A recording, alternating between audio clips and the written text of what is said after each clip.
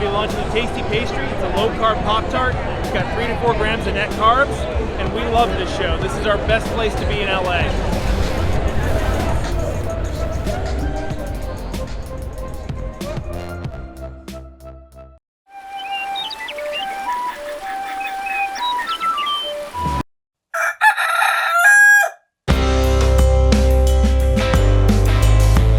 Welcome back to Legendary Foods Muscle in the Morning.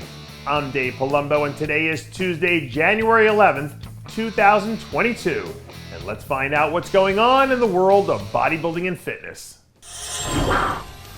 If you're a fan of stand-up comedy, then you know how hard it is to be a headliner. There are only a handful of comics in the entire world who have enough juice to move the needle and sell out arenas. And I guess in that sense, comedy and bodybuilding have a lot in common, because there aren't many athletes in the industry who move the needle quite like Brandon Curry. The latest update from the former Olympia champ turned a lot of heads because he looked like he's on track to come in better than he was at the Olympia back in December. And when you have an athlete of his caliber 100% dialed in, it usually means that it's going to be a rough night for everyone else.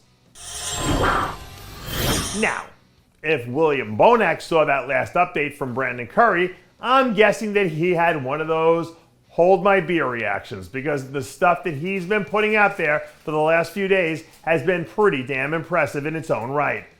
I don't know if William and Brandon have a quote-unquote rivalry, but these two do have an interesting history. Even though William is the proud owner of 2 Arnold Classic titles, he also earned a second-place trophy back in 2019. And do you know who won the Arnold Classic that year?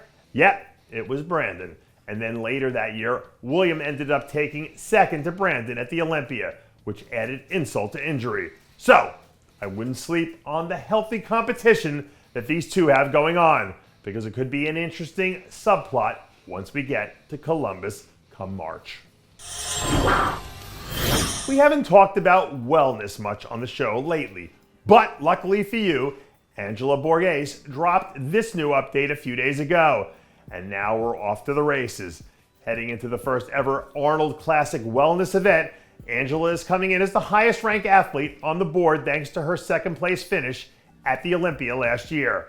And if you go back and look at who was on the roster in the 2 non-Olympia shows she did last year, you can see right away that she's beaten everyone in the division not named Francielle Matos. So with that being said, if we get 100% Angela Borges on stage in March, that's going to be a tough hill to climb for everyone else in the lineup.